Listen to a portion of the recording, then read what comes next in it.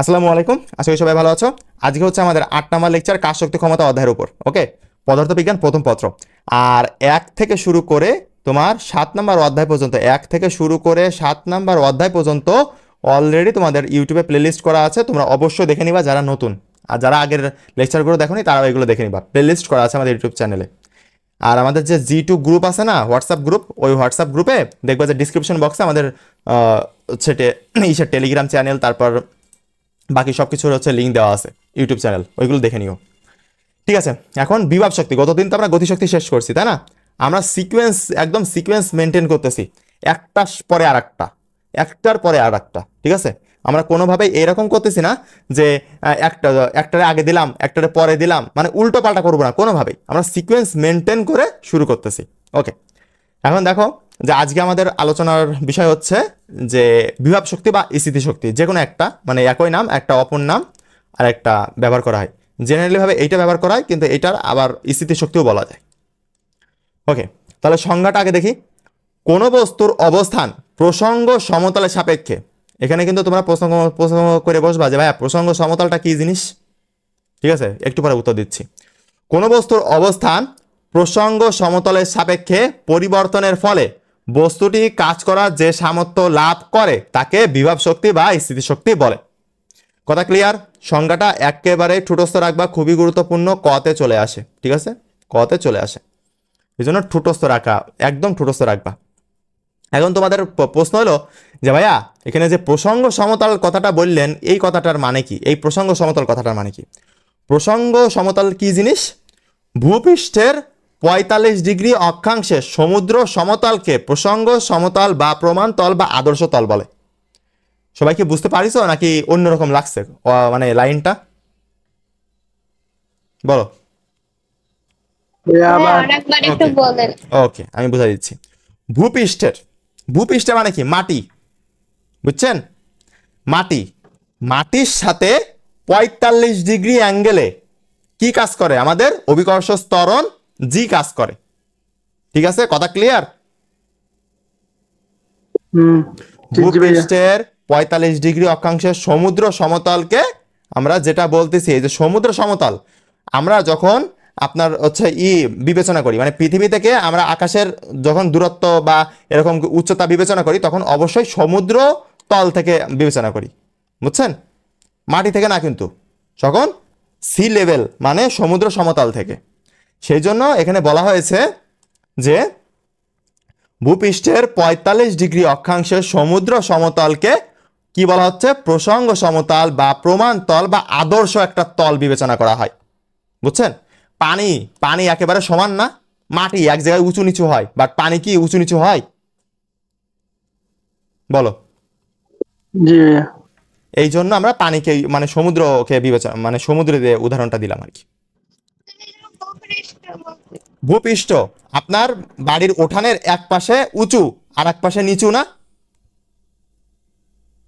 বলেন, আপনার বাড়ির উঠানের এক পাশে উঁচু আর এক পাশে নিচু না? তাহলে তো আপনি ভূপৃষ্ঠ বিবেচনা করতে পারতেছেন না। এই জন্য আমরা বলতেছি যে সমুদ্র সমতলের কথাটা বললাম, তাছাড়া আর কিছু না। এইটা আপনাদের কোনো জায়গায় বইতে নাই, কোনো জায়গায় কিছুতে নাই। জাস্ট আপনারা যদি মনে প্রশ্ন আসে যে ভাইয়া প্রসঙ্গ সমতল যা কি জিনিস বললেন, সেটা একটু কি জিনিস, খাতে হয় না পড়তে হয়, সেই জিনিসটা আমি দেখালাম। এইবার চলেন আরো ভালো করে দেখি। এই যে এইটা ধরেন সেই মাটি, ঠিক আছে, এইটা হচ্ছে ভূমি। ওকে, তাহলে আপনাদের যে অভিকর্ষ ত্বরণটা আমরা সারা জীবন কাজ করে আসছি, এইটা কয় ডিগ্রি অ্যাঙ্গেলে কাজ করে? 45 ডিগ্রি অ্যাঙ্গেলে কাজ করে। কথা ক্লিয়ার? তাহলে 45 ডিগ্রি অ্যাঙ্গেলে জি কাজ করে। এখন উপাংশে ভাগ করেন, তাহলে যার সাথে থিটার মান কত? 45। এই যে যার সাথে থিটা, সে কস থিটা হবে না? তাহলে জি কস থিটা। আর উপরেরটা কি হবে? ওয়াই অক্ষ বরাবর, সেটা হচ্ছে জি সাইন থিটা।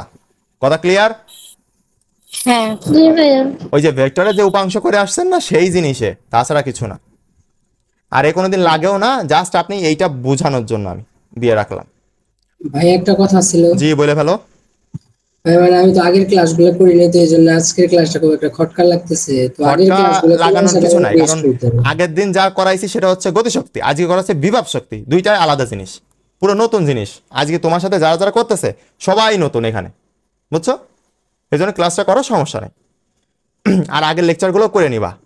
কি হয় জানো, আমি আমি যেটা দেখলাম, কালকে যারা নতুন আসছিল তারা কি আজকে আসছো? জি ভাইয়া। তোমরা 1 বা 2 জন আসছো, কিন্তু আরো 5-7 জন হ্যাঁ আসে আমি নাই। আসছি। আরো 5-7 জন আসে নাই কেন?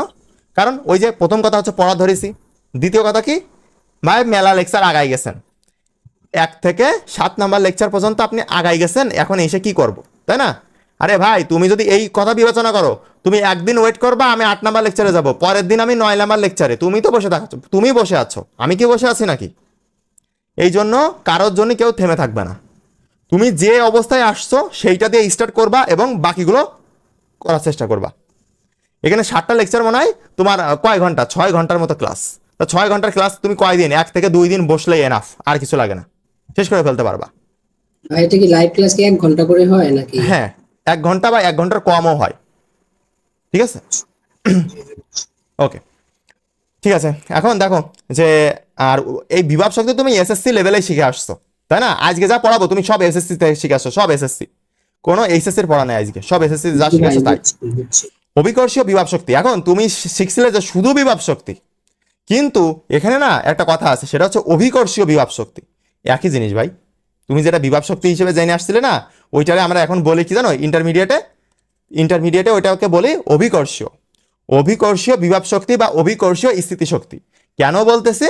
কারণ এখানে জি কাজ করতেছে, আর জি কাজ করতেছে মানে ওই আমার হচ্ছে উপর থেকে নিচের দিকে কাজ করতেছে জি, আর উপর থেকে তো নিচের দিকে আমার অভিকর্ষ বল কাজ করে, এই জন্য আমি অভিকর্ষীয় বলতেছি। কথা ক্লিয়ার? ওকে, এখন অভিকর্ষীয় বিভাব শক্তি বা অভিকর্ষীয় স্থিতিশক্তির সমীকরণ কি? সমীকরণটা এটা তো বাচ্চা বাচ্চা জানে, তাই না? তোমরা জানো না যে EP equal to M G H. H হচ্ছে উচ্চতা, জি হচ্ছে অভিকর্ষ ত্বরণ, এম হচ্ছে ভর, আর ইপি দ্বারা তোমার কি বোঝাচ্ছে, আমি বিভব শক্তিটা বোঝাচ্ছি, ঠিক আছে? কথা ক্লিয়ার? এইবার এখানে একটা নতুন জিনিস শেখো, নতুন একটা সিম্বল, সেটা হচ্ছে তুমি এই ইপিটারে কিন্তু ইউ, বড় হাতের ইউ লিখতে পারো, ঠিক আছে? বড় হাতের ইউ সমান সমান এম জি এইচ লেখা যায়, কিন্তু এই বড় হাতের ইউ দ্বারা কি বোঝায়, বিভব শক্তিকে বোঝায়, নতুন এটা। ওকে, অনেক সময় অনেক এমসিকিউর অপশানে বা সিকিউতে দেখবা এটা দেওয়া আছে, তুমি হঠাৎ করে মনে করবে আল্লাহ এটা কি জিনিস, না এইটাও বিভব শক্তি, ঠিক আছে? এইটা বা এইটা যে কোনো একটা দিয়ে প্রকাশ করলে হবে। গেল। এবার দ্বিতীয় লাইনে আসি, অভিকর্ষীয় বিভব শক্তি বা অভিকর্ষীয় স্থিতি শক্তি কেবলমাত্র উচ্চতা এর উপর নির্ভরশীল, পথের উপর নির্ভরশীল নয়। কথাটা কি বুঝতে পারছো তোমরা? বিষয়টা দেখো, আমি বুঝাই দিচ্ছি। তোমার ইপি, তাই তো? এখন E P equal to M G H, এই জি এর মান কত বলো তো? 9.8। এটা তো কনস্ট্যান্ট, তাই না? মানে ধরো পৃথিবীর জন্য কনস্ট্যান্ট, ওকে? মানে উপরে গেলে তো জি এর মান আস্তে আস্তে কমতে থাকে, সেটা বিষয় আলাদা, বাট এটা তো আমরা হিসাবের ক্ষেত্রে 9.80 ব্যবহার করি, নাকি অন্য কিছু ব্যবহার করো তোমরা? 9.80, ঠিক আছে? তাহলে এটার একটা নির্দিষ্ট মান আছে। ভর তো কনস্ট্যান্ট ভাই, এ তো চেঞ্জ হবে না, তাহলে চেঞ্জ হচ্ছেটা কি? উচ্চতা। তাহলে আমরা বলতে পারি না যে উচ্চতা তোমার এইটার সম্পর্ক কি বলতো? উচ্চতা আর এর মধ্যে সম্পর্ক কি? গতদিন আমি শিখাইছিলাম সমানুপাতিক। সমানুপাতিক সম্পর্ক। মানে আমি বলতে পারি যে ইপি সমানুপাতিক কি এইচ, তাই না? এই সূত্র থেকে বলা যায়, মানে কনস্ট্যান্ট জিনিসগুলো বাদ দিয়ে দিলে যেটা থাকে সেটাই হচ্ছে আমার কি বলো, সমানুপাতিক। মানে সমানুপাতিক চিহ্ন জাস্ট বসাই দিলে সেটাই হচ্ছে আমাদের সমানুপাতিক সম্পর্ক ক্রিয়েট হয়ে যায়। এখন বিষয় হচ্ছে যে এখানে তাহলে ইপি কার উপর নির্ভর করে বলো তো? ইপি অবশ্যই নির্ভর করে তার উচ্চতার উপর, কারণ কি এম এবং জি দুইটাই কনস্ট্যান্ট, ঠিক আছে? দুইটাই কনস্ট্যান্ট, দুইটাই কাজে লাগবে না। তাহলে উচ্চতার উপর নির্ভর করতেছে গতি, মানে বিভব শক্তি। ঠিক সেম জিনিসটা আমরা এখানে লিখছি, দেখো অভিকর্ষীয় বিভব শক্তি বা অভিকর্ষীয় স্থিতি শক্তি কেবলমাত্র তার উচ্চতা এর উপর নির্ভর করে, পথের উপরে নয়। কথা ক্লিয়ার? এমসিকিউ তো থাকবে যে অভিকর্ষ মানে বিভব শক্তি বা স্থিতি শক্তি কিসের উপর নির্ভর করে, উচ্চতার উপর নাকি পথের উপর? দুইটাই দেওয়া থাকবে আপনাদের অপশানে। এবার যারা বুদ্ধিমান তারা দাগায় আসবে এইচ, আর যারা মানে এক্সট্রা ট্যালেন্টেড তারা দাগায় আসবে পথের উপর। আমার মতো বান্দারা তারা দাগায় আসবে পথের উপর। এ হলো কথা। কিন্তু ভাইয়া পথ তো এক্স অক্ষ বরাবর যায়, ওখানে তো জি কাজ করে না, তাহলে ওখানে কিভাবে কি পথের হবে বলো? আমরা বিভব শক্তি কি এক্স অক্ষে থাকে? এই এক্স না না, অক্ষে ওটা তো ওয়াই অক্ষে হ্যাঁ যায়। হ্যাঁ, এই জন্যই তো যারা বুদ্ধিমান, বললাম না যে যারা বুদ্ধিমান তারা এই অ্যান্সার দিয়ে আসবে উচ্চতা, আর যারা এক্সট্রা লেভেলে তারা হচ্ছে পথের উপর এইটা দিয়ে আসবে। ওকে, যাই হোক, তারপরে অর্থাৎ কোনো বস্তুর অভিকর্ষজ বিভব মানে অভিকর্ষজ বিভব শক্তি বা অভিকর্ষজ বিভব শক্তি প্রসঙ্গ সমতল থেকে উচ্চতার সমানুপাতিক। ওই যে দেখলাম না যে ইপি সমানুপাতিক এইটা, ওকে, এই লাইনটা দ্বারা সেটা বোঝানো হয়েছে। কথা ক্লিয়ার? আর এই প্রসঙ্গ তল বা সমতল মানে কি বলতো? মাটি। কথা এইরকম করে রাখবা যে মাটি, অত সমুদ্র বোঝার দরকার নেই, জাস্ট মাটি। কথা ক্লিয়ার? বেশি পাকাবো না, বেশি পাকালে তোমাদের হচ্ছে ব্রেন এমনি হচ্ছে লুজ কানেকশন হয়ে যাবে। স্প্রিং এর বিভব শক্তির সমীকরণ, কয়েকদিন আগে আমরা স্প্রিং শিখছিলাম না? সেই স্প্রিং এর যদি বিভব শক্তি নির্ণয় করতে বলে তাহলে সেইটার সূত্র হচ্ছে, এটাও ইউ দ্বারা প্রকাশ করা যায় বা ইপি দ্বারা, যেটাই করো না কেন, হাফ কে এক্স স্কোয়ার। এক্স এর পরিচয় কি? স্প্রিং এর সরণ বা সংকোচন বা প্রসারণ, তোমরা তো জানো এটা। আর কে দ্বারা কি প্রকাশ করা হয় বলো তো? বলো। স্প্রিং ধ্রুবক। হ্যাঁ, স্প্রিং ধ্রুবক। হ্যাঁ, স্প্রিং ধ্রুবক, আর এটার মান দিয়ে থাকে। ঠিক আছে, আপনাদের উদ্দীপকে এটা দেওয়া থাকবে, এই জন্য কোনো সমস্যা নেই। ওকে, সবাই স্পিকারটা অফ রাখো। ঠিক আছে, সবাই বুঝতে আমরা এইটুকু। এবার আমরা নিচের দিকে আসি, বিভব শক্তির হিসাব। আস্তে আস্তে আমরা ইন্টারেস্টিং এর মানে বিষয়ের মধ্যে প্রবেশ করতেছি। ওকে, দেখো এখন এইটা একটা বিল্ডিং, ঠিক আছে, কয়তলা? একতলা বিল্ডিং, দুইতলা বিল্ডিং, তিনতলা বিল্ডিং, সরি পাহাড় বিবেচনা করো, বিল্ডিং না, পাহাড়। এইটা হচ্ছে একটা পাহাড়। ওকে, এই অংশটা, কথা ক্লিয়ার? এটা হচ্ছে একটা পাহাড়। পাহাড়ের উপর একটা বল রাখেছি, সেই বলটা আছে h1 উচ্চতায়। মানে এই পাহাড়ের উচ্চতা কত বলো তো? h1। ওকে, ক্লিয়ার সবাই? এখন তুমি বলো যে পাহাড়ের চূড়ায় এখানে বিভব শক্তি ধনাত্মক নাকি ঋণাত্মক বলো তো? ধনাত্মক। এখানে পিয়াল ভাই লিখে দিছে, এই জন্য ধনাত্মক, তাই তো?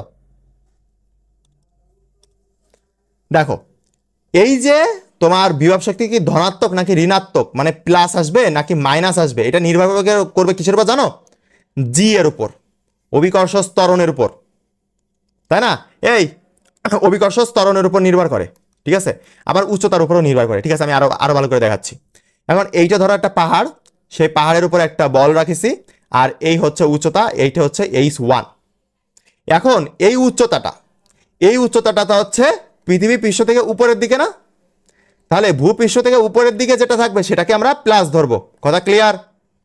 ভূপৃষ্ঠ থেকে উপরের দিকে গেলে আমরা প্লাস ধরবো। তাহলে যদি আমরা ভূপৃষ্ঠ থেকে নিচের দিকে যাই তাহলে কি ধরবো বলো তো? অবশ্যই মাইনাস ধরবো, অবশ্যই মাইনাস ধরবো। তাহলে এই যে h2 মাইনাস, কথা কি ক্লিয়ার? ঠিক আছে, পাহাড়ের চূড়ায় এখানে, এই যে পাহাড়ের চূড়া, এটা এখানে বিভব শক্তি ধনাত্মক, এবং কাজ হয়েছে কার বিরুদ্ধে বলো তো? অভিকর্ষ বলের বিরুদ্ধে না? কারণ কি অভিকর্ষ বল কি করতেছে? এই বস্তুটাকে টানতেছে না মাটির দিকে? জি ভাইয়া। সেজন্য অভিকর্ষ বলের বিরুদ্ধে কাজ হয়েছে, কারণ আমি রাখতেছি তো উপরে।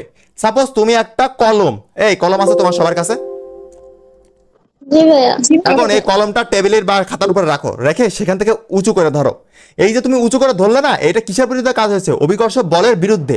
কারণ অভিকর্ষ বল তো ওইটারে ওই তোমার খাতার সাথে বা তোমার ওই মানে মেঝের সাথে আটকে রাখছিল, তাই না? সেটারে তুমি টেনে উঁচু করলা, তাহলে অভিকর্ষ বলের বিরুদ্ধে কাজ করতেছে। আর সেটা কি? সেটা হচ্ছে ঋণাত্মক কাজ হচ্ছে। বিরুদ্ধে মানে কি? বিরুদ্ধে মানে কি? বিপরীত। বিপরীত মানে কি? মাইনাস। তাহলে মাইনাস মানে কি? নেগেটিভ। আর নেগেটিভ মানে কি? ঋণাত্মক। কথা ক্লিয়ার? আপনারা ডাইরেক্ট ঠুটস্থ রাখবেন যে ভূপৃষ্ঠ থেকে উপরের দিকে গেলে তোমার বিভব শক্তি হবে ধনাত্মক, আর অভিকর্ষ বলের বিরুদ্ধে কাজ করবে, আর সেই কৃত কাজটা হবে ঋণাত্মক। কথা ক্লিয়ার? ওকে, এইবার তুমি সেম টু সেম জিনিস বিপরীত করে দাও, মানে উল্টোটা করবে, নিচের দিকে উল্টো। মানে এবার তুমি মাটিতে গর্ত করতেছো, গর্ত করতে করতে ওই যে খনি শুনিছ, সোনার খনি বলে না, সোনার খনি পেয়ে গেছি। আদৌ কি পাই? যাই হোক, ওই যে মাইন বলে বা সোনার খনি বলে, বা হচ্ছে আরো কত কিছু বলে, এই জিনিসগুলো বোঝো তো তোমরা? এই বলাবান রেসপন্স করতে হবে। এবার মাটির তলে গর্ত করতে করতে মেলা গর্ত করে ফেলেছো, সেটা হচ্ছে কত পরিমাণ? -h2 পরিমাণ। কারণ কি? ওরা মাটির নিচে যাচ্ছে, উপরে গেলে প্লাস আর নিচে আসলে মাইনাস, এইটুকু মনে রাখবা। ঠিক আছে, এইটু দিলাম। এবার দেখো মাটির নিচে অর্থাৎ খনিতে এখানে বিভব শক্তি কি বলো, ঋণাত্মক। কারণ কি বলো? ঠিক আছে, ওকে ওকে ওকে, এখানে এইচটা কি প্লাস না, তাহলে বিভব শক্তি ইপি সূত্র দাও, EP equal to M G H, তাই না?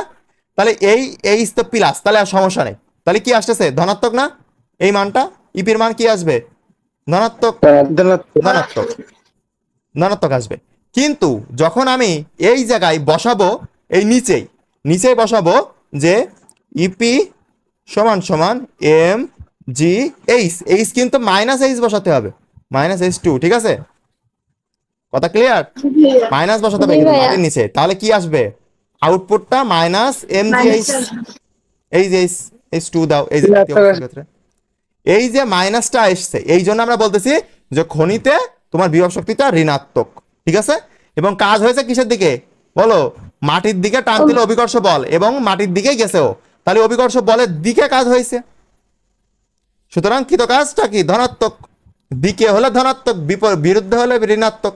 কথা ক্লিয়ার? জি ভাইয়া। জি ভাইয়া। জি ভাইয়া একটা question আছে। বলে, দূরত্ব তো কখনো ঋণাত্মক হয় না, তাই না? দূরত্ব তো এখানে বলেছে আপনি, কি? না না, এটা আপনি সামনে মাইনাস দিলেন না, হ্যাঁ, মাইনাস ওটা না দিলাম। দিয়ে যদি মানে হচ্ছে ওটা ধনাত্মক হিসেবেই রেখে দেই, পাশে যদি সুন্দর করে না না লিখে না দেই হবে না, যে না না না, তা হবে না, তা হবে না। হ্যাঁ, আউটপুটটা আপনি একটা কথা বলি, এই নিচেই আউটপুট, আপনি কিন্তু মনে করেন না যে ভরের আগে মাইনাস, এইটা যে অ্যান্সারটা পাবেন তার আগে মাইনাস। ওকে, কথা ক্লিয়ার?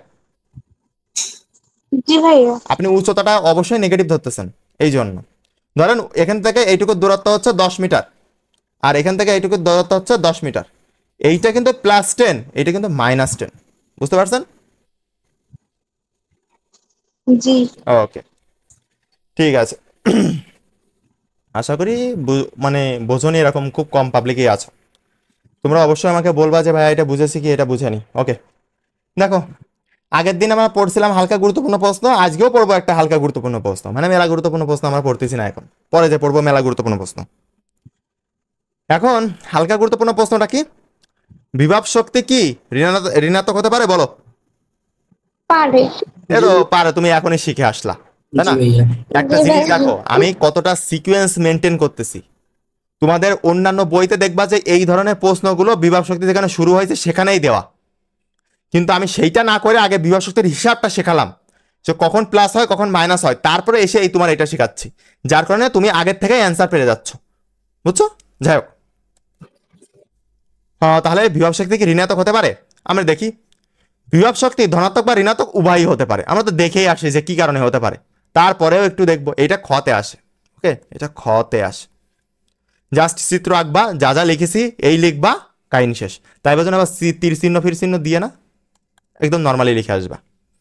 কারণ বিভব শক্তি প্রমাণ তল, আদর্শ তল বা প্রসঙ্গ সমতলের সাপেক্ষে হিসাব করা হয়, মানে মাটির হিসাবে হিসাব করা হয়, বুঝতে পারছো? মানে মাটি থেকে কতটা উপরে, মানে উপরে নাকি নিচেই, বোঝো না? উপরে নাকি নিচেই, এইটা তো মাটি, মাটি থেকে কতটা উপরে বা নিচে, এইটা দ্বারা কি হিসাব করা হয়, বিভব শক্তি হিসাব করা হয়। এই জন্য আমরা বলতেছি যে কারণ বিভব শক্তি প্রমাণ তল মানে মাটি, আদর্শ তল বা প্রসঙ্গ সমতলের সাপেক্ষে হিসাব করা হয়। সবাই বুঝতে পারছো? জি ভাইয়া। ওকে, প্রসঙ্গ সমতল থেকে উপরের দিকে গেলে বিভব শক্তি কি বলতো?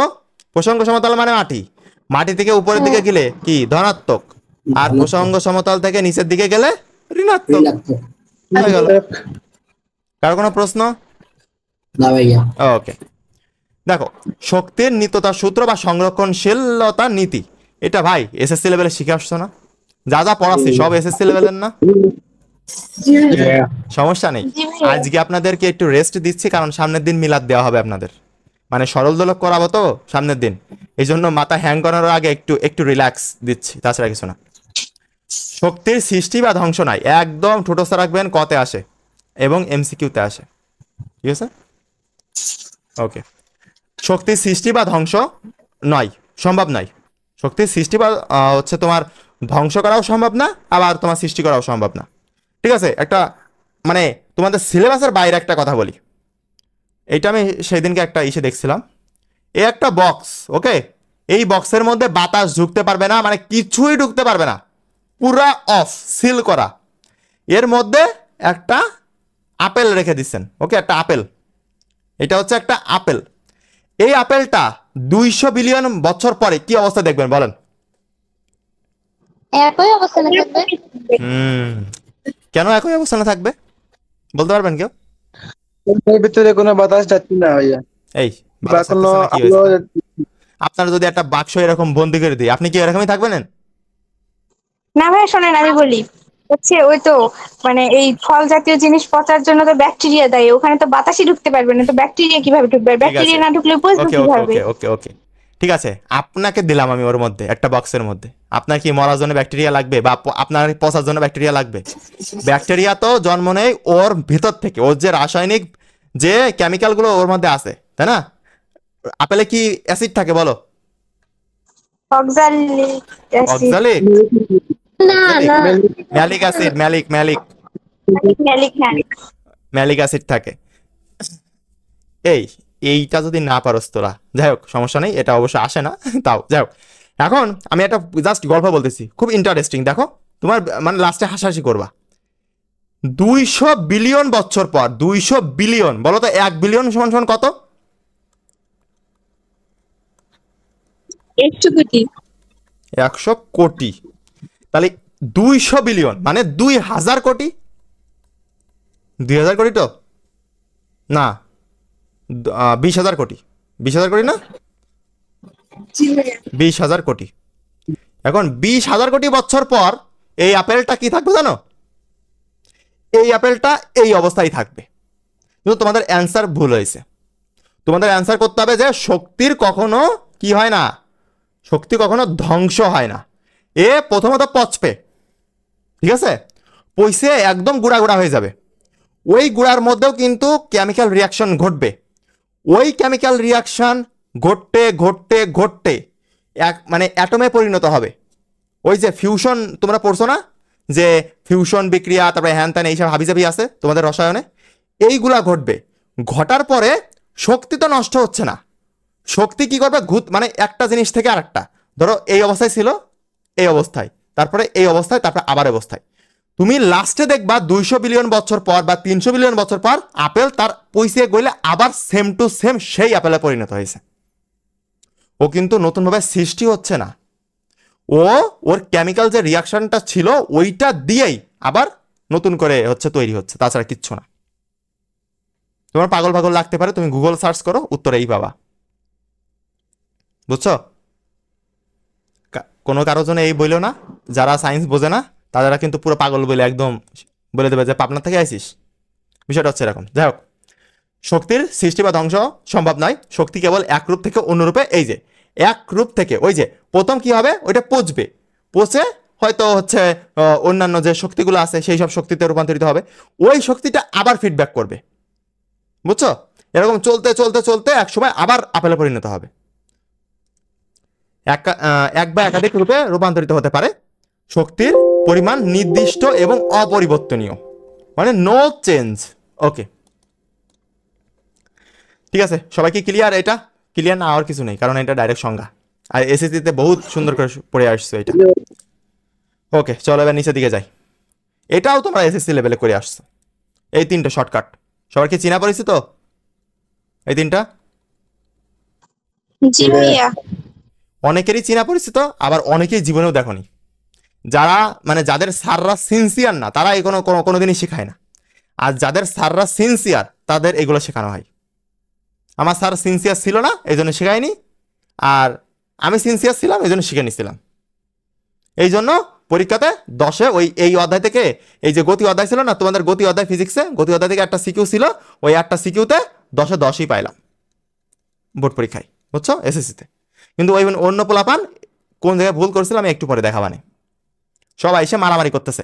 আর আমি এই শর্টকাট দিত, কিন্তু এখন অ্যাভেলেবেল, তোমরা এই শর্টকাট সার্চ দিলেই হচ্ছে গুগলে বা কোনো জায়গায় পেয়ে যাবা। কিন্তু আমাদের সময় তো আর হচ্ছে অত ফোন বা অনলাইন ছিল না, তখন আর সার্চ দেওয়ার কোনো সিস্টেম নেই। তখন ওই বইয়ে কোনো এক জায়গায় হয়তো পাইছিলাম, কোনো একটা গাইডে, ওই জায়গা থেকে হচ্ছে লিখে রাখছিলাম। যাই হোক, কীভাবে সাহায্য করছিল সেটাও বলবো। তোমাদের কিভাবে সাহায্য করবে সেটা বলবো। গতিশক্তি ও বিভব শক্তির শর্টকাট। গতিশক্তি আর বিভব শক্তি যদি এমসিকিউ আসে তাহলে এই রিলেটেডই আসে, আর নয়তো ডাইরেক্ট সূত্র। ঠিক আছে, গতিশক্তি বিভব শক্তির এন গুণ হলে শর্টকাট কি, X equal to H divided by N plus one. এখন এইচটা কি বলো তো? এখন আগে উচ্চতা। আগে আগে ঠিক আছে ঠিক আছে, আগে তোমার চিত্রটা বুঝাই। এইটা হচ্ছে মাটি, ওকে? মাটি থেকে একটা বস্তু এতটা উপরে, সেটা হচ্ছে এইচ পরিমাণ উপরে উচ্চতায় আছে। এখানে একটা বস্তু আছে এম ভরের একটা বস্তু, এই বস্তুটাকে কি করতেছি, উপর থেকে ছেড়ে দিচ্ছি। ঠিক আছে, উপর থেকে ছেড়ে দিচ্ছি। তাহলে এখন কথা হচ্ছে কত উচ্চতায় এসে গতিশক্তি বিভব শক্তির এন গুণ হবে? তোমরা এরকম ম্যাথ করে আসছো না ফিজিক্সে, জি ভাইয়া। বড় করে? কিন্তু সেইটা শর্টকাট হচ্ছে এইটা, ওকে? সেইটা শর্টকাট এমসিকিউ তো করার জন্য। ভালো কথা। তাহলে গতিশক্তি বিভব শক্তির এন গুণ হলে, যদি বলতো 10 গুণ হইলে, গতিশক্তি বিভব শক্তির 10 গুণ হলে কত উচ্চতায় সেটা ঘটবে, মানে কত উচ্চতায়, কথা ক্লিয়ার? যে কত উচ্চতায়, সেটা হচ্ছে এক্স উচ্চতায়। তাহলে কত উচ্চতায় গতিশক্তি বিভব শক্তির এন গুণ হবে বলো তো? X equal to H divided by N plus one. এনটা কিসের পরিচয়? এনটা হচ্ছে এই যে যত গুণ বলবে। ঠিক আছে, তাহলে যদি আমি 10 দিই, যে গতিশক্তি বিভব শক্তির 10 গুণ হলে উচ্চতা কত বলো? তাহলে আর আমি যদি ধরো দিলাম এইচ এর মান কত, এইচ এর মান দিলাম 100, তাহলে বলো, তাহলে এই শর্টকাটে বসাও মান। তাহলে 100 ডিভাইডেড বাই 10 একদম। প্লাস 1 কত হয়? তাহলে 100 ডিভাইডেড বাই 11 করো, যেটা আসে সেইটাই হচ্ছে অ্যান্সার। ভাই এই জায়গায় এক্স মানে বুঝাইতেছে কি? এক্স মানে এক্স মানে X এটা equal- বোঝাচ্ছে, আমি ঠিক আছে বুঝাই। এক্স মানে এটা বোঝাচ্ছে যে কোন উচ্চতায়, একটা উচ্চতা তো আছে, সাপোজ এ একটা বিন্দু, এই বিন্দুতে কি হচ্ছে জানো? এইটুকু ঘটনা ঘটছে, এইটুকু ঘটনা। এই গতিশক্তি ইকেটা কি হচ্ছে? 2 গুণ হচ্ছে, কার সাথে? ইপির সাথে। সাপোজ এই যদি আমি এন এর মান বলি যে দ্বিগুণ, ওকে, দ্বিগুণ বলেছি, তাহলে এই উচ্চতায় এই পয়েন্টে এসে, ঠিক আছে, এই পয়েন্টেরটা এইটা হচ্ছে সেই এক্স, আর এই টোটালটা কি বলতো?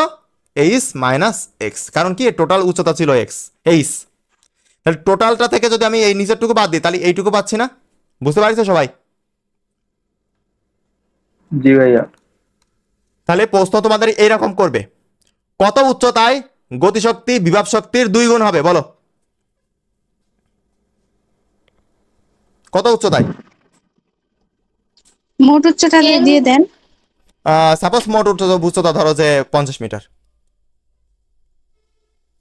50/3। 50/3। এখন ক্যালকুলেটর মারবা, যা পয়েন্টে আসে ওইটাই অ্যান্সার। কথা ক্লিয়ার? জি ভাইয়া। Same to same. কত উচ্চতায়? এবার দেখো গতিশক্তি আগে ছিল, এখন বিভব শক্তি আগে, এটা কিন্তু খেয়াল রাখবা। ঠিক আছে, তাহলে বিভব শক্তি গতিশক্তির এন গুণ হবে, সরি এখানে এন গুণ, ওকে, এন হবে, এখানে এন বাদ পড়ে গেছে, এন গুণ।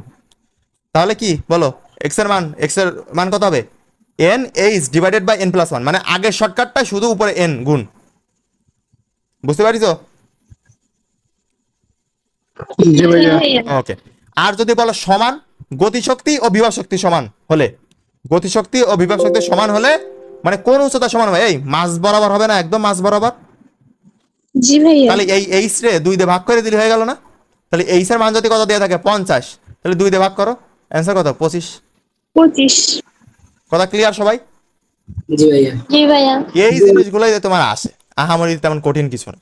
এবার চলো, এইগুলো যদি তোমার এইগুলো তুমি কখন ইউজ করতে পারবে? এই শর্টকাট যদি ইংরেজিতে শিখতাম তাহলে তো হয়ে যেত। হ্যাঁ, তা তো হয়ে যেত। আমি বললাম না যে তোমার স্যাররা যদি এরকম সিনসিয়ার থাকতো, তোমার স্যাররা যদি সিনসিয়ার থাকতো, তাহলে গ এবং ঘতে তোমার কোনো ব্যাপারই না। গ এবং ঘতে যে এই ম্যাথই তো আসে, তাই না? এই ম্যাথই আসে। তোমার গ এবং ঘতে তুমি একদম মানে কোনো ব্যাপারই না, চিন্তামুক্তভাবে অ্যান্সার করে আসতে পারতা। কিন্তু তোমার স্যাররা জানে, কিন্তু শেখাবে না। আমার অনেক স্যাররা জানেই না। কারণ কি বলতো? কারণটা আমরা না বলি, কারণ বললে চাকরি থাকবে না আমাদের। যাই হোক, হ্যাঁ, গতিশক্তি ও বিভব শক্তির গুণের ম্যাথ, মানে এই যে এন গুণ করলাম না, এই যে এন গুণ করলাম, এইটা যদি গতে বা খতে বা ঘতে আসে তাহলে কি করে করব? চলো দেখে নি। প্রথম কথা, এখানে তোমার হচ্ছে কয়টা টপিক আগে শিখতে হবে। দেখো, আমি যা পড়াই বুঝতে পারো তো সবাই? জি ভাইয়া। আমার পড়া কি অন্যদের থেকে আলাদা মনে হয়, যে ভাইয়ের কথাবার্তা আলাদা? জি ভাইয়া। ওকে, 21টা অধ্যায় করেন, তারপরে দেখেন আপনাদের 90 নিচে মার্ক কি করে আসে আমি একটু দেখি। ওকে, বিষয়টা হচ্ছে এরকম যে গতিশক্তির ক্ষেত্রে ভালো করে বুঝবেন কিন্তু, ঠিক আছে? আগে আগে আপনি চিত্রটা বুঝে আসেন। না, আগে এটা বুঝাই। গতিশক্তির ক্ষেত্রে আমরা কি জানি? হাফ এম ভি স্কোয়ার, এটা গতিশক্তির সূত্র না? এখন জি এই ভাইয়া। ভি স্কোয়ারের মান যদি না দেওয়া থাকে, তাহলে ভি স্কোয়ারের সূত্র কি বলতো? ইউ স্কোয়ার প্লাস 2as, তাই না? এইবার ইউ স্কোয়ার তো ইউ স্কোয়ার আদিবেগ থাকলো, এইবার 2 তো রাখলাম। এবার ত্বরণটা কি হবে বলো তো? অভিকর্ষ ত্বরণ, তাহলে জি। আর সরণটা কি? উচ্চতা না? এইচ। কথা ক্লিয়ার? জি ভাইয়া। এখন কথা হচ্ছে এটা তো গতিশক্তির ক্ষেত্রে আমরা ব্যবহার করতেছি, তাই না? এখন গতিশক্তির ক্ষেত্রে এই উচ্চতার মানটা কি হবে বলো তো? এই উচ্চতার মানটা কি ধরবো জানো? এই দেখো, গতিশক্তির ক্ষেত্রে এই এইচ এর মান ধরবো অতিক্রান্ত উচ্চতা।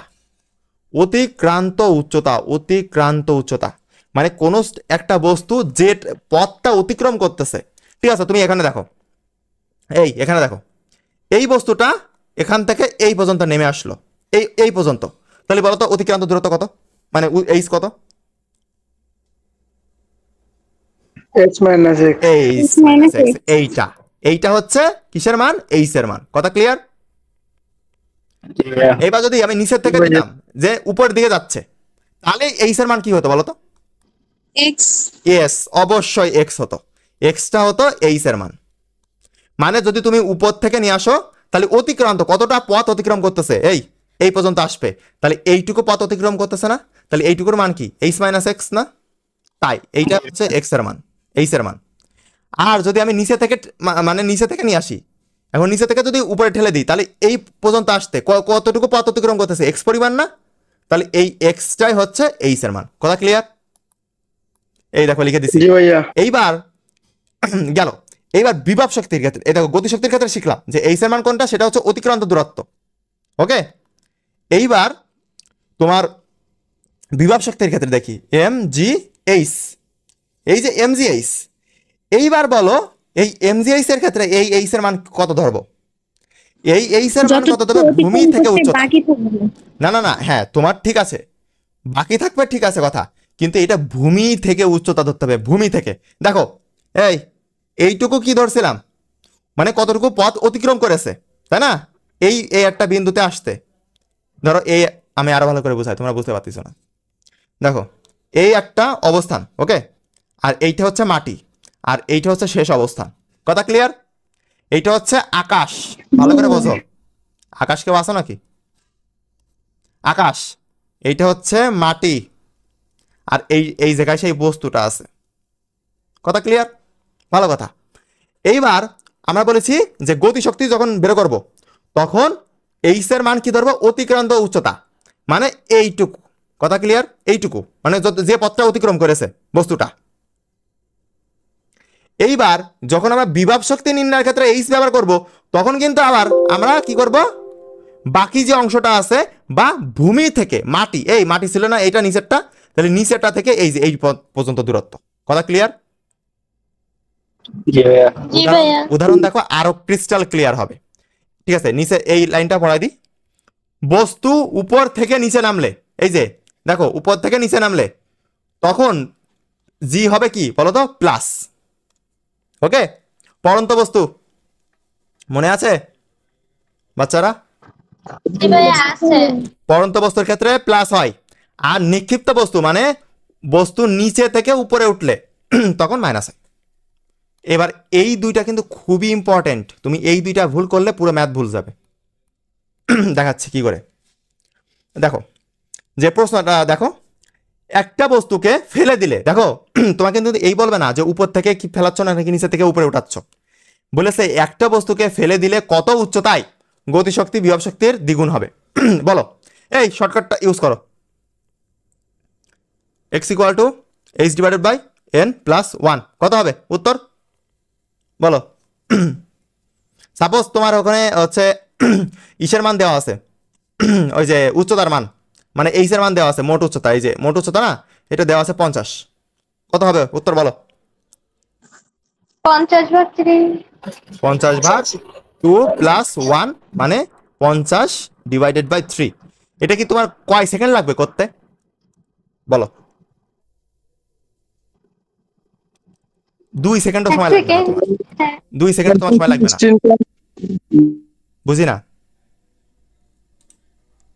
কি হয়েছে? কিছু না ভাইয়া। ওকে, আর তুমি যদি লং করে করতে যাও এতখানি করা লাগবে, এতখানি করতে গেলে তোমার মিনিমাম 2 মিনিট সময় লাগবে, যদি তুমি পারো, আর না পারলে তো শেষই হবে না। ওকে দেখো তাহলে, এসএসসি লেভেল ওই রকম করছি, বুঝি না। এসএসসি লেভেলে ওই রকম করছি। হ্যাঁ এসএসসি লেভেলে তো তোমাকে এই যে নিচের এরকম করতে হবে, কারণ তো তোমাদেরকে শেখানো হয়নি, আর কয়েকজনকে শিখাইছে তারা ওরকম করছে। যাই হোক ওইটা শর্টকাটে। এখন সিকিউ তো পড়লে তো আমাদের বড় বড় করে করা লাগবে, সেটাও শিখবো, সমস্যা নেই। একটা বস্তুকে ফেলে দিলে, এই যে ফেলে দেওয়ার কথা বলেছে, মানে সে নিশ্চয় এই মাটি থেকে ফেলে দিচ্ছে না, সে নিশ্চয় একটা উপর থেকে ফেলে দিচ্ছে কিছু একটা, তাই না? তাহলে এই যে উপরে একটা বস্তু ছিল, সেই বস্তুটাকে ফেলে দেওয়া আসছে, কথা ক্লিয়ার? জি ভাইয়া। তাহলে এমন একটা অবস্থান, এই নিচে একটা অবস্থান, এই অবস্থানে এসে কি হচ্ছে, গতিশক্তি বিভব শক্তির দ্বিগুণ হচ্ছে। এখন সেইটাই নির্ণয় করতে বলেছে যে কত উচ্চতায় ওইটা হচ্ছে, কথা ক্লিয়ার? মানে এক্স এর মান, এই এক্স এর মান বের করতে বলেছে, এক কথায় এক্স এর মান, এই এক্স এর মান বের করতে বলেছে। বুঝতে পারিছো? জি ভাইয়া।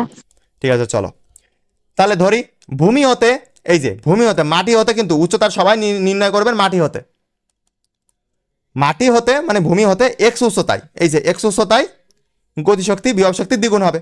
মানে মাটি ছিল নিচের দিকে, এই যে এই হলো মাটি, এই মাটি থেকে এই উচ্চতায় এই বিন্দুতে কি হচ্ছে, বিভব শক্তি গতিশক্তির দ্বিগুণ হচ্ছে, তাই না? কথা ঠিক আছে জি নাকি? ভাইয়া। ওকে, জি ভাইয়া। এখন একটা জিনিস দেখো, আমি র আর পাশে কেন লাল কালি দিছি বলো তো, কেউ পারবা বলতে? কি ভাইয়া আরেকবার বলেন। র, এই যে গতিশক্তির র, তাই না, এই র আর পাশে মানে র কেন লাল কালি দিয়ে লিখেছি? ওইটা হচ্ছে বিভব শক্তির সাথে 2 গুণ হবে, ইয়েস, যার সাথে র থাকবে তার সাথে গুণ করবো আমরা। তার সাথে 2 গুণ হয়। হ্যাঁ এইটাই, আমি জানি যে অনেকেই জানো, আবার আমি জানি যে অনেকেই জানো না।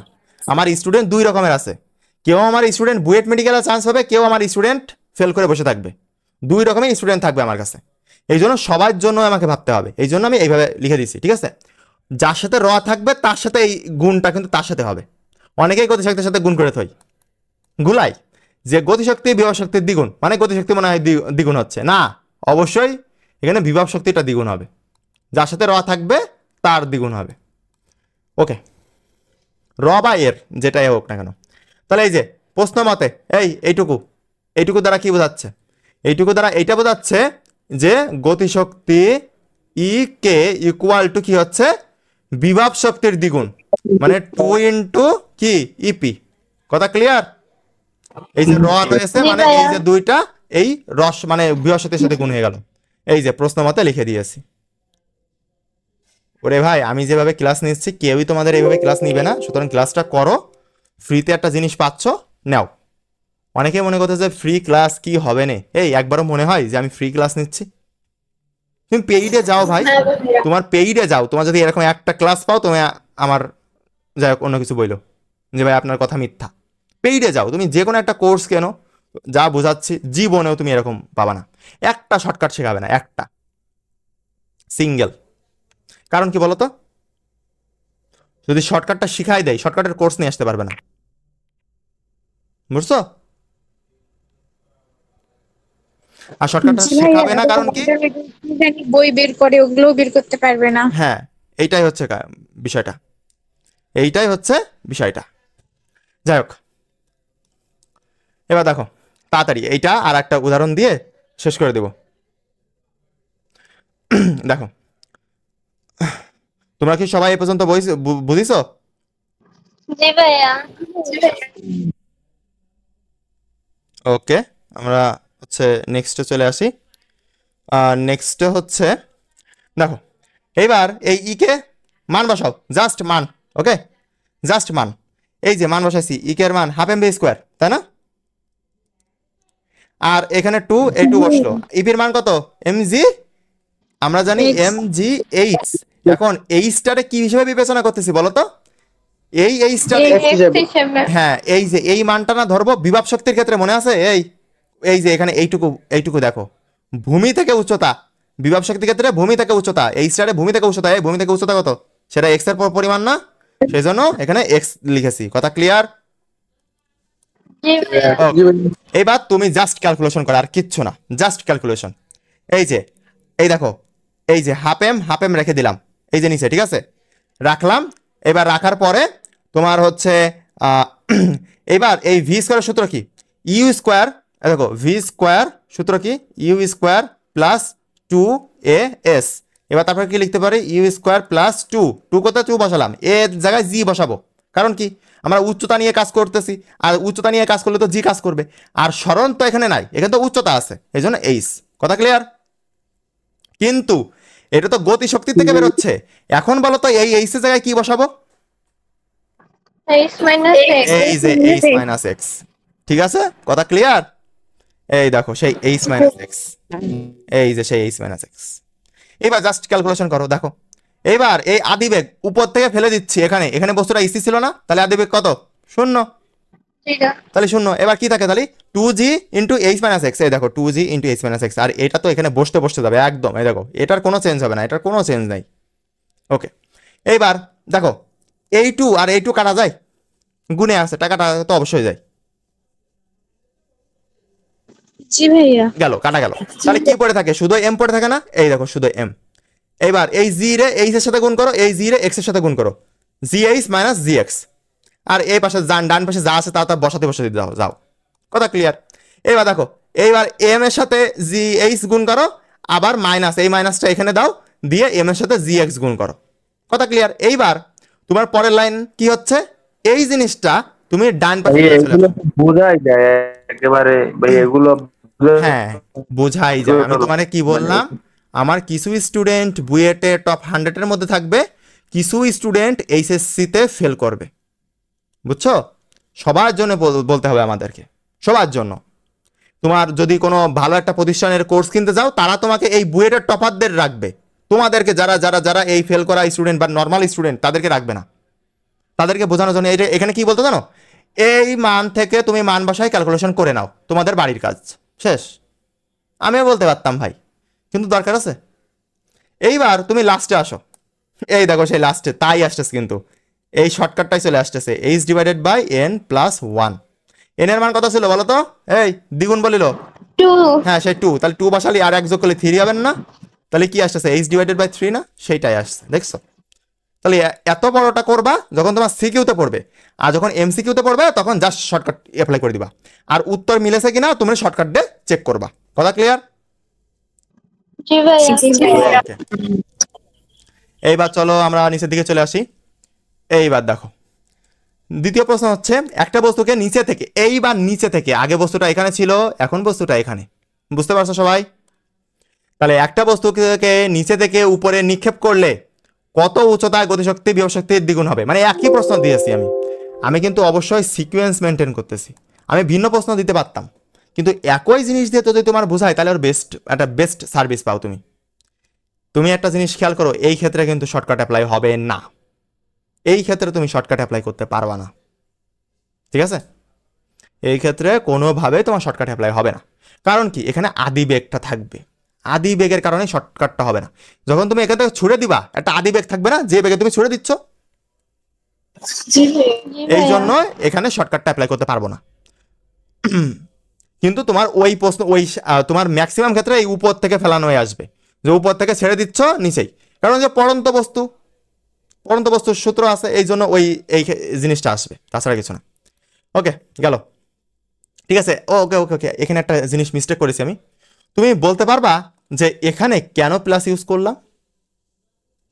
ওটা বস্তুটা নিচের দিকে নামতেছে তাই। ইয়েস, এইটা দেখো, এইটা খেয়াল করো, এই যে এই দুইটা লাইন খেয়াল করো, এই দুইটা লাইন খেয়াল করো, জাস্ট এই দুইটা লাইন, হায় আল্লাহ, এই দুইটা লাইন, ঠিক আছে? এই দুইটা লাইন খেয়াল করো, যে বস্তুর উপর থেকে নিচে নামলে, তাহলে উপর থেকে নিচে নামতেছে না, এইটা উপর থেকে নিচে যাচ্ছে না, তাহলে সেজন্য এই দেখো প্লাস, আর জি প্লাস মানে সূত্রে প্লাস, বুঝতে পারছো? ওই যে V square equal to U square plus 2as, এটা লিখলাম না? এই প্লাসটা আসে কিসের জন্য? ওই ত্বরণের জন্য। আর ত্বরণটা কি? প্লাস। আর যখন বস্তু নিচে থেকে উপরে মানে নিচে থেকে উপরে যাবে তখন কি হবে বলো তো? ভি স্কোয়ার সমান সমান ইউ স্কোয়ার মাইনাস 2as। ওকে, আর পরে তো তুমি ওই ইসে কনভার্ট করতে পারবাই। ওকে, দেখো এবার এইটা করাই আমরা লেকচার শেষ করে দিব, বেশি পড়াবো না। বেশি পড়াইলে আবার পোলাপান ভয় পাই। একটা বস্তু নিচে থেকে উপরের দিকে নিক্ষেপ করলে কত উচ্চতা গতিশক্তি বিভব শক্তির দ্বিগুণ হবে? একই বস্তু। তাহলে ধরি ভূমি থেকে x উচ্চতায় বিভব শক্তি এত হবে, আসতে কার সাথে? বিভব শক্তির সাথে। তাহলে গুণ হবে কার সাথে? বিভব শক্তির সাথে। একই জিনিস, আলাদা কিছু না। ওকে, এবার দেখো তফাৎটা কোন জায়গায় হচ্ছে, ক্যালকুলেশনটা তোমাদের দায়িত্ব। দেখো তফাৎটা কোন জায়গায় হচ্ছে, সব সেম। এই দেখো এখানে মাইনাসটা হলো কেন? মাইনাসটা থেকে উপরে নেওয়া হচ্ছে। এইটাই। আর এইচ গুলো পরিবর্তন আসছে। দেখো বিভব শক্তির ক্ষেত্রে কিন্তু এক্স ব্যবহার করতেছিলাম, নিচের ভূমি থেকে উচ্চতাটা, ঠিক আছে, ওটা কোনো ব্যাপার না, ওটা ঠিকই আছে। কিন্তু গতি শক্তির ক্ষেত্রেও কিন্তু এখন এক্স ব্যবহার করতেছি। কারণ কি বলতো? এই গতি শক্তির ক্ষেত্রে যে এইচটা ব্যবহার করতেছি, এটা মানে কি? অতিক্রান্ত দূরত্ব। অতি কয়রা ফেলা আকার দন্ত নয় তয় ক্রান্ত দূরত্ব। তাই এখন অতিক্রান্ত দূরত্ব, তুমি আমাকে একটা জিনিস বুঝাও যে বস্তুটা এখানে যখন আসতেছে তখন গতিশক্তি বিভব শক্তির দ্বিগুণ হচ্ছে। তাহলে ও কি উপরে গেছে? এই পর্যন্ত গেছে, এটা তো কোনো হিসাবের মধ্যে আসবে না, কাটা। তাহলে একটাই আছে, সেটা হচ্ছে এক্স। কথা কি ক্লিয়ার? অতিক্রান্ত দূরত্ব নিচে থেকে চেলে দিচ্ছ, এই বস্তুতে যে আমরা গতিশক্তি বিভব শক্তির দ্বিগুণ পাচ্ছি, তাহলে উপরে তার যাচ্ছেই না, তাহলে উপরে এইচ মাইনাস এক্স তো পথ অতিক্রম করবেই না। এই জন্য আমরা দুইটার ক্ষেত্রে এক্স ব্যবহার করব, দুইটার ক্ষেত্রে এক্স। কথা ক্লিয়ার? এই জিনিসগুলো কিন্তু আপনাদের ভুল হবে, এইগুলো অবশ্যই খেয়াল করবেন, ঠিক আছে? আর তারপরে ক্যালকুলেশনটা তোমরা সবাই পারবা আশা করি। আগে যে ক্যালকুলেশনটা সেম টু সেম, এই যে এই পাশে মাইনাস এম এইটা আছে, তাহলে ওই পাশে এই পাশে নিয়ে আসলে কি হবে? প্লাস। এখন একটা দুইটা কত হয়? তিনটা। আর তারপরে ক্যালকুলেশনটা নিজে করে নিবা, আর এক্স ইকুয়াল টু এটা আসবে। ডাইরেক্ট ঠুটস্থও রাখতে পারো, ঠিক আছে? এক কাজ করো, তোমার শর্টকাটগুলো বেরো করবা, নিজে নিজে খাতায় লিখবা যে দ্বিগুণ হলে হচ্ছে এইটা।